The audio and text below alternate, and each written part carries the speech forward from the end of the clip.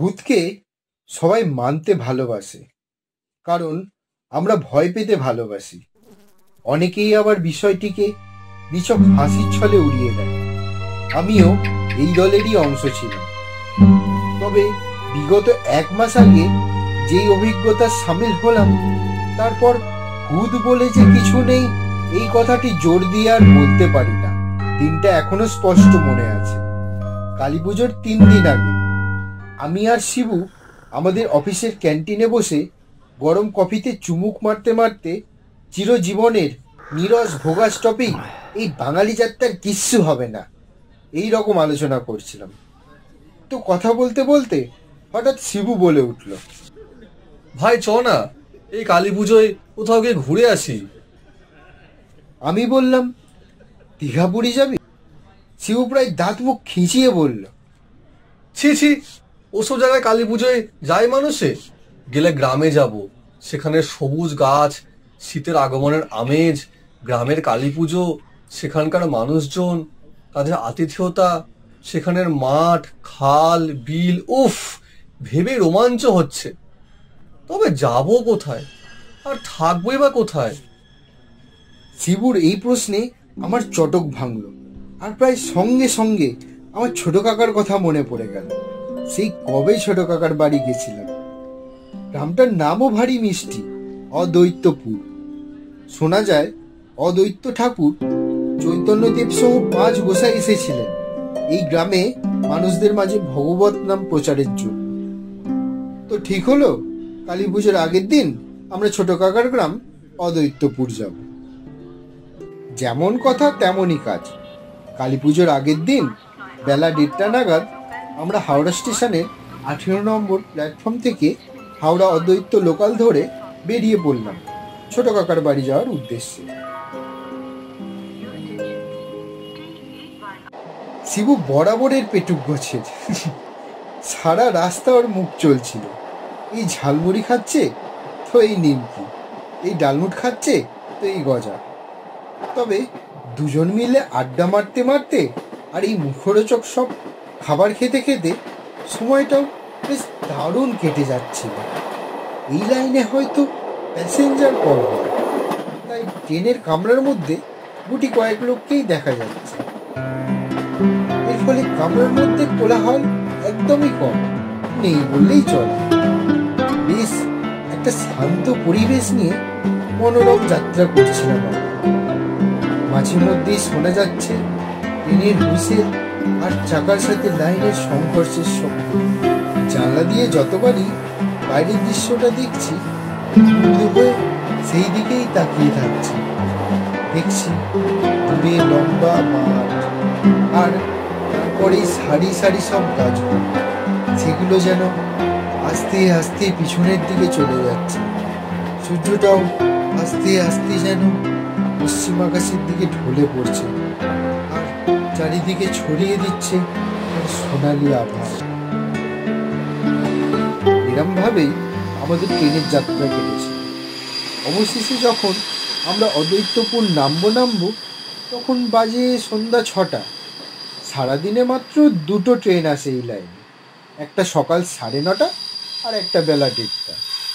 এই শিবুর কুম্ভকর্ণের মতো ঘুম আমাদের সকাল 9:30টার ট্রেনটি মিস করার কারণ ছিল। স্টেশনে নেমে বোঝা গেল যাত্রী বলতে আমরা দুজনই ছিলাম, এবং স্টেশনটিতে আধুনিকতার ছোঁয়া লাগেনি। একটাই প্ল্যাটফর্ম, তাতে যত্রতত্র ময়লা আবর্জনা পড়ে আছে। স্টেশন লাগোয়া প্রবেশ পথের যে ঘরটি, সেটাও বহুকাল আগের তৈরি। তার গা দিয়ে উঠে গেছে বটসত্যের গাছ। দেওয়ালের চারিদিকে ফাটল ধরে গেছে, ইটগুলো হাঁ হয়ে বেরিয়ে রয়েছে। কিছু কিছু জায়গায় প্লাস্টারের অবশিষ্ট অংশ রয়ে গেছে, সেগুলো হয়তো কারো স্পর্শ পাওয়ার জন্য অপেক্ষা করে রয়েছে। নিচের দিকে দেওয়ালের গায়ে ধরে গেছে মোটা শ্যাওলার পরত, আর তারই গা থেকে ইট ভেঙে ভেঙে পড়ে আছে। 2 ধারেই দেওয়া আছে লম্বা বেড়া, আর তারই উল্টো দিকে বিস্তীর্ণ ফাঁকা মাঠ আর মাঠ। বড় বড় গাছের সারিগুলো পরস্পর দাঁড়িয়ে আছে। রেল লাইনের চারপাশে কত পরিষ্কারের ছোঁয়া স্পষ্ট, এবং লাইনটি দূরে গিয়ে একটা বাঁক নিয়ে হারিয়ে গেছে। স্টেশনে আলো না থাকলেও প্ল্যাটফর্মের শেষে সিগন্যাল পোস্টের লাল আলোটা জ্বলছে। দূর থেকে শোনা যাচ্ছে বন্য প্রাণীদের কোলাহল আর শেয়াল কাদার আওয়াজ। বাতাসে একটা পচা গন্ধ অনেকক্ষণ ধরেই আসছিল। ভেবেছিলাম হয়তো শিয়াল বা কুকুর মরেছে, কিন্তু না। আর একটা জিনিস লক্ষ্য করলাম, সেটা দেখে আমার সারা শরীর ঠান্ডা হয়ে গেল। কি করব ভেবে উঠতে পারলাম না। দেখলাম সিগন্যাল পোস্টের ঠিক পাশে রেল লাইনে কেউ একজন শুয়ে আছে, চাদর মুড়ি দিয়ে। কিন্তু এটা কি করে সম্ভব? এখানে তো একটাই রেল লাইন, আর আমরা তো এই একটু আগেই নামলাম ট্রেন থেকে। আর তাছাড়া কেউ যদি এসেই থাকে, আমরা এতক্ষণে তো দেখতেই পেতাম। তাহলে এটা কি কোনো দুর্ঘটনা, না অন্য কিছু? আমি আস্তে আস্তে যেন সেই দিকেই এগিয়ে যাচ্ছিলাম। যতই আগে এগোচ্ছি, গন্ধটা আরো তীব্র হয়ে ভেসে আসছে। ভেবে অবাক লাগছে, এটা যদি দুর্ঘটনা হতো তাহলে লোকটার দেহ ছিন্ন ভিন্ন হয়ে পড়ে থাকতো, এরম ভাবে শুয়ে থাকতো না। আর লোকটা পড়ে আছে একটা লুঙ্গি আর একটা চাদর, ওর পাগুলো সরু লিকলিকে। কি ব্যাপার? হঠাৎ পাশ থেকে আমি যেন একটা আওয়াজ শুনতে পাচ্ছি। কেউ ডাকছে, কেউ বলছে। সে বলছে,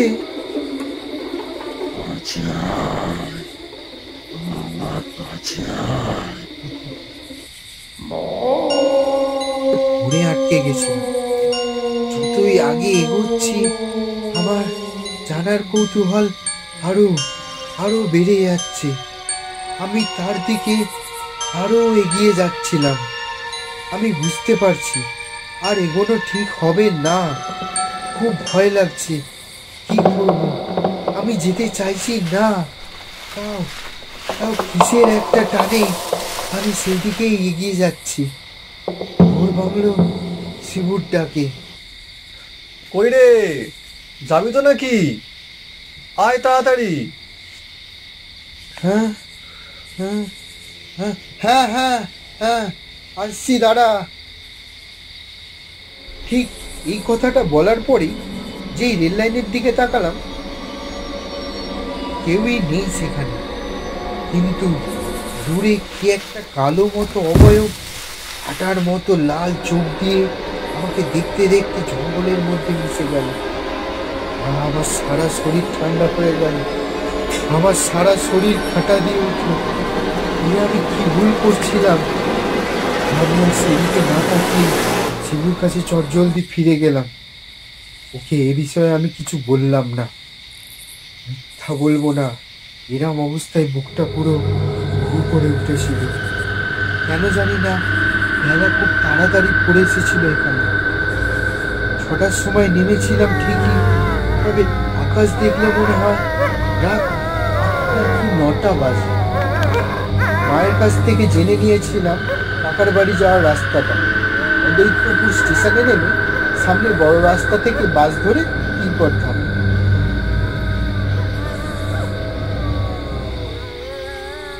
ও দাদা, কিঙ্করধাম যাবেন? মায়ের কথা মতো বড় রাস্তায় এসে দাঁড়ানোর পর আসল সমস্যার সম্মুখীন হলাম। যেই বাসকেই জিজ্ঞাসা করি, তারা না হয় ঝাঁঝালো সুরে যাবো না যাবো না, আর না হয় হাতের ইশারায় যাবো না বুঝিয়ে চলে যাচ্ছে। হতাশ হয়ে বাস স্ট্যান্ডের পাশে একটা চায়ের দোকানে এসে বসলাম। চায়ের দোকানের কাকু আমাদেরকে অনেকক্ষণ ধরেই খেয়াল করেছিলেন। আমাদের চা আর ডিম টোস্ট দিতে দিতে উনি বললেন, নাও বাবারা।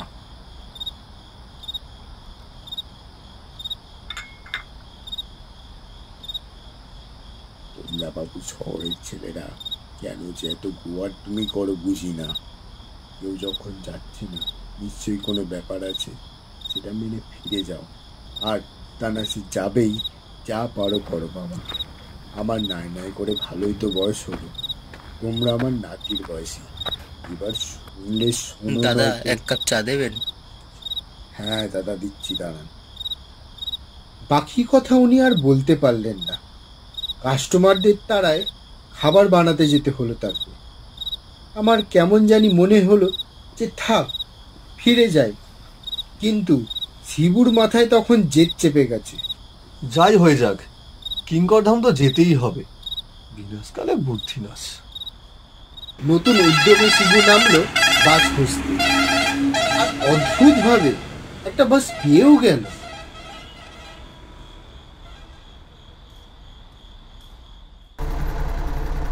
বাসে উঠতেই ড্রাইভার স্পষ্ট জানিয়ে দিল, দাদা, কিঙ্করধাম অবধি বাস যাবে না।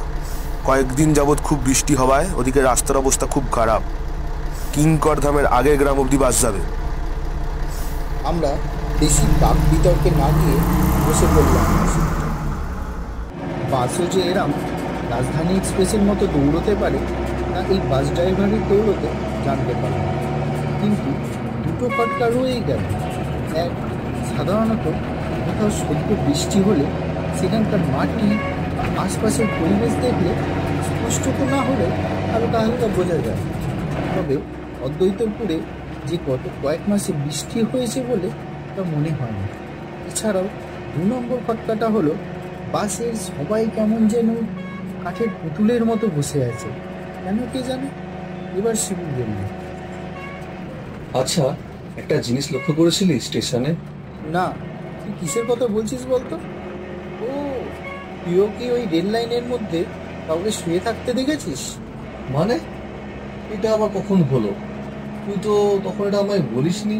তাহলে তুই কি দেখেছিলি আমায় বলতো। একটা লোককে, না লোক ঠিক না, তবে সে একটা নির্ঘাত পাগল হবে। লোকটা কোন দিক দিয়ে এলো সেটাও বুঝতে পারিনি, যদিও আমি সেই সময় ফোন ঘাঁটছিলাম।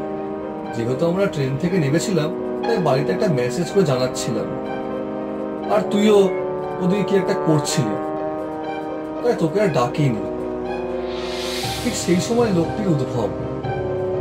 বিশ্বের একটা পচা গন্ধ তার গায়ে, সে কি বিভৎস গন্ধ, সারা শরীর গুলি উঠেছিল আমার। 4 থেকে 5 দিন ধরে মাংস পচে গেলে যে গন্ধ বেরোয়, ঠিক সেই রকম গন্ধ বেরোচ্ছে গা থেকে। এবার আমার কিরম যেন একটু সন্দেহ লাগলো, তাই আমি ওকে জিজ্ঞাসা করলাম, আরে লোকটা কি পড়েছিল রে? আরে ওটাই তো অবাক করার মতো ব্যাপার। লোকটার পরনে ছিল একটা লুঙ্গি আর একটা চাদর, যেটা দিয়ে মুখ সমেত সারা শরীরটা ঢাকা ছিল, এবং সেগুলো যথেষ্ট পরিষ্কার। পোশাক আশাক দেখলে মনে হয় না যে লোকটা পাগল। লোকটা আমার সামনে এসে বলে, দাদা পাগল হবে? কিন্তু লোকটার ওরকম অবস্থা দেখে আমি সরে গেছিলাম আর তাকে চলে যেতে বলেছিলাম সেখান থেকে। আর লোকটা কেমন বিড়বিড় করতে করতে চলে গেল। কিন্তু লোকটা তো তোর পাশ দিয়ে গেল, লক্ষ্য করিসনি তুই? আমি শিবুকে তখন যা যা দেখেছি সবটা খুলে বললাম। লোকটার ওই রকম রেল লাইনের উপর শুয়ে থাকা, তার কি হয়েছিল সেটা জানার জন্য আমার কৌতূহল বেড়ে যাওয়া, তারপর সবশেষে সেই লোকটাকে সেই জায়গায় আর না দেখতে পাওয়া, এবং রেল লাইনের ওপারে একজনকে দেখতে পেয়েছিলাম যার চোখগুলো লাল লাল। এই সবই ওকে বললাম। সবটা শুনে শিবু বলল, তাহলে আমরা দুজন জায়গায় দেখেছি ভাই। একজনকে দেখেছি বুঝলি, কিন্তু আলাদা আলাদাভাবে দেখেছি। এটা কোনো সাধারণ মানুষ ছিল না, ওটা একটা আত্মা। বুঝতেই পারছিস, এসব গ্রামীণ এলাকা সন্ধ্যার পর রাস্তায় লোকজন কমে যায়, তার মধ্যে আবার স্টেশন। একটা লোক ছিল না সেখানে। ঘুটঘুটে অন্ধকার, শুধু সিগন্যালের লাল আলোটা জ্বলছিল। ওটাকে স্টেশন কম, শ্মশান বেশি মনে হচ্ছিল। এখানে এতদিনে নিশ্চয়ই কম দুর্ঘটনা ঘটেনি বুঝলি। ভাবতো যাদের সাথে অ্যাক্সিডেন্ট ঘটে তাদের দেহগুলো আদৌ তাদের বাড়ি যায় কিনা। ওখানে পুচিয়ে গলে পড়ে থাকে, তারপর আত্মা হয় সেখানে ঘোরাঘুরি করে। স্টেশনের অবস্থা দেখেছিলি? বহুদিন ধরে অপরিষ্কার হয়ে পড়ে রয়েছে।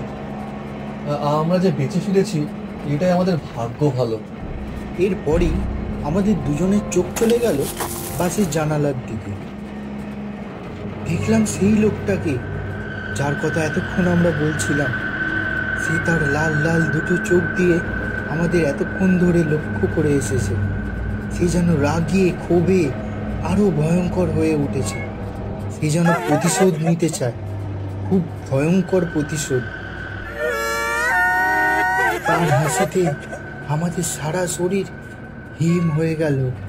সে বলল,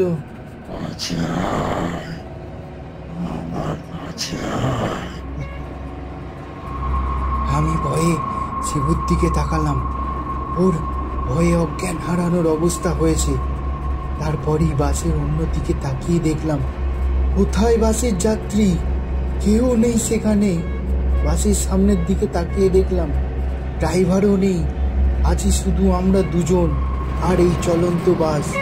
যে বাস আপন গতিতে ঝড়ের বেগে ছুটে চলেছে। আমরা যা দেখেছি এতক্ষণ সব মোহ, সব মায়া। বুঝলাম আমাদেরকে মৃত্যুর মুখে ঠেলে দেওয়া হয়েছে। এই বাস থেকে না নামলে মৃত্যু অবধারিত, কিন্তু এই ঝড়ের বেগে ছোটা বাস থেকেও নামা অসম্ভব। একবার বাসের জানালার দিকে তাকালাম, দেখলাম সেই শয়তানটা নেই এখন। এই সুযোগ, দুজন মিলে উঠে দাঁড়ালাম, ছুটে গেলাম দরজার দিকে। ভগবানকে স্মরণ করে দুজন মিলে ঝাঁপ দিলাম চলন্ত বাস থেকে। কোথায় আমরা? চোখ খুলে দেখলাম শিবু উঠে বসেছে। আমিও একটা কিছু নরম জিনিসের উপর পড়ে আছি। আমিও আস্তে আস্তে উঠে বসলাম। গায়ে হাতে পায়ে একটা হালকা ব্যথার অনুভূতি টের পেলাম। মাথাটাও হালকা ধরেছে। এবার বুঝতে পারলাম আমরা কোথায় লাফ মেরেছি। রাস্তার ধারেই রয়েছে বিস্তীর্ণ ধানের ক্ষেত। তারই এক ভাগের ধান কেটে কোনো চাষি এরমভাবে রেখেছে। এটা যদি না থাকতো তাহলে আজই হয়তো এই যাত্রা জীবনের অন্তিম যাত্রা হতো। এবার শিবু বলল, তুই তখন ঠিকই বলেছিলি ভাই, আমাদের বাস স্ট্যান্ডের সে চাকাকর বাড়ানো শোনা উচিত ছিল। এখন যদি ভাবি যে এখানে রাত কাটিয়ে সকালে ফিরে যাব, তারও কোনো উপায় নেই। হিংস্র সব শিয়াল কুকুরের দল আমাদেরকে তাদের রাতের খাবারে পরিণত করবে। এই তো কিছুক্ষণ আগেই যখন আমার জ্ঞান ফিরলো, দেখলাম কতগুলো শিয়াল আমাদের পাশ দিয়ে ঘোরাঘুরি করছে। কোনো রকমে সেগুলোকে তাড়িয়েছি। ওরা তখন সংখ্যায় কম ছিল, তাই পেরেছি। এরপর যদি একদল হয়ে আসে, তাহলে তখন আমরা দুজন মিলে কিছুই করতে পারবো না। আমাদেরকে যে করেই হোক ভাই তোর কাকার গায়ে পৌঁছাতেই হবে। রাস্তায় যেতে যেতে হয়তো অনেক বাধা আসবে, বিপদও আসবে, সব পেরিয়ে আগে এগিয়ে যেতে হবে আমাদের। হয়তো রাস্তার মধ্যে আবার সেই পিশাচটার সাথে দেখা হতে পারে বা নাও হতে পারে। চল চল চল চল বেরোনো যাক এখান থেকে। হ্যাঁ হ্যাঁ, চল চল, আর দেরি করে লাভ নেই। জানি না কোন দিকে এসে পড়েছি, আদেও ঠিক পথে এসেছি কিনা। এই বলে দুজনেই উঠে দাঁড়ালাম। হাত ঘড়িতে সময় দেখলাম, তখন ঠিক রাত 9টা বাজে। আমরা সামনের রাস্তা ধরে সোজা হাঁটতে শুরু করলাম।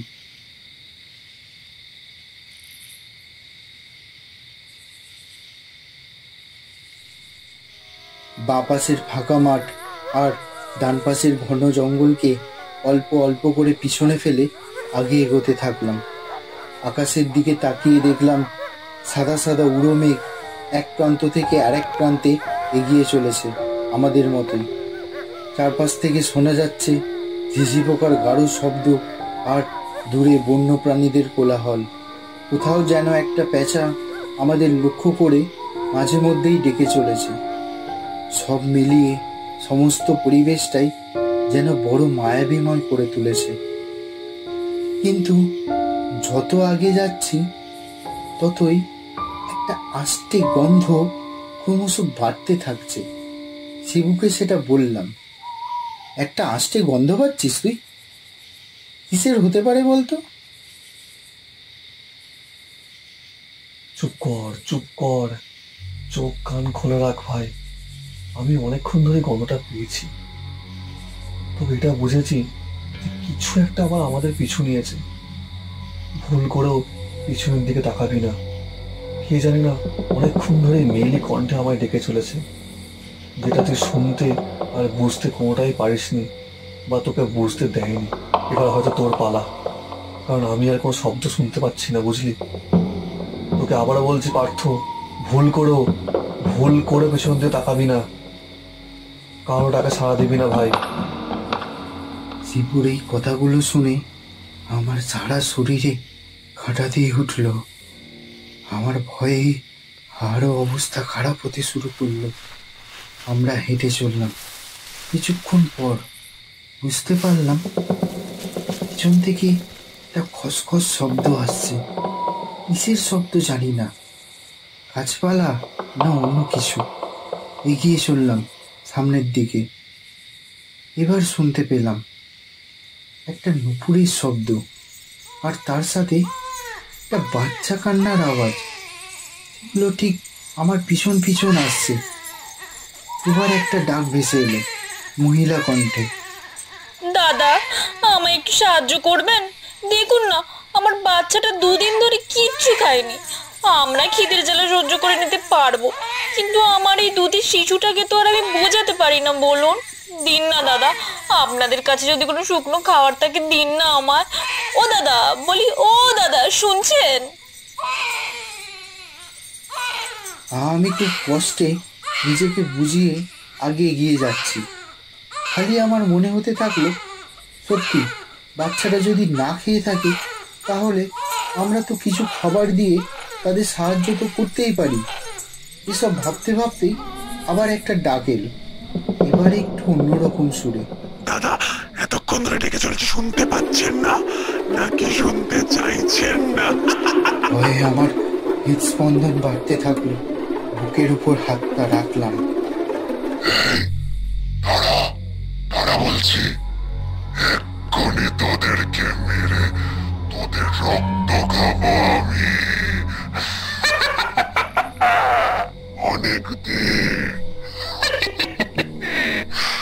অনেকদিন টাটকা রক্ত খাইনি আমি।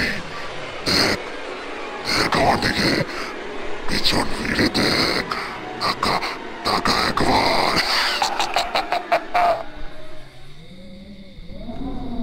আবার সব চুপ হয়ে গেল। জানি না সামনে কি বিপদ আমাদের জন্য অপেক্ষা করে রয়েছে। আমরা এগিয়ে চললাম।